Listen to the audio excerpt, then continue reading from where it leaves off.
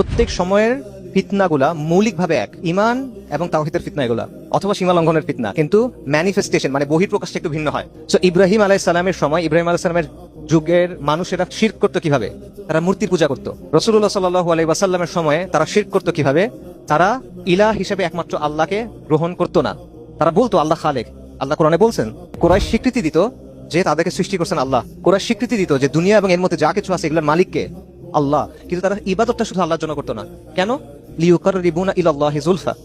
কারণটা হলো আমরা এদের ইবাদত করি যাতে করে এরা আমাদের আল্লাহর নিকটবর্তী করে। মানে ভালো নিয়ত আছে ওদের, ওদের নিয়তটা ভালো, সে আল্লাহর নিকটবর্তী হইতে চায়। এই জন্য সে লাত, মানাত, উজ্জা, হুবাল এগুলার ইবাদত করে, এগুলোর সামনে সিজদা দেয়, এগুলোর সামনে গিয়ে পশু জবাই করে। কুরাইশের অবস্থা ছিল এটা। কুরাইশকে আল্লাহ কি বলছেন? তারা কি মুশরিক নাকি মুমিন? মুশরিক। আর বর্তমানের অবস্থা কি বলেন?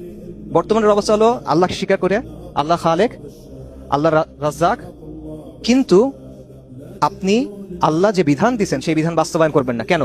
কুরাইশ মানে নাই কারণ তারা আল্লাহর নিকটবর্তী হতে চাইছিল। আর বর্তমান সময়ে মানা হয় না কারণ আপনি দুনিয়াতে সাফল্য চান। আমাদের বর্তমান অবস্থার চেয়ে কুরাইশের অবস্থা এই অর্থে বলতে হয় যে ভালো ছিল, কারণ তার উদ্দেশ্য হলো আল্লাহর নিকটবর্তী হওয়া, নৈকট্য অর্জন করা। আর আমাদের এখানে আপনি যে ফিরিঙ্গিদের আইন দিচ্ছেন, ব্রিটিশদের আইন দিচ্ছেন, ফরাসিদের আইন দিচ্ছেন, আমেরিকার আইন দিচ্ছেন, জাতিসংঘের আইন দিচ্ছেন, কেন দিচ্ছেন বলেন? কিসের নৈকট্য অর্জনের জন্য? দুনিয়াটা পাওয়ার জন্য, আর তো কিছু না।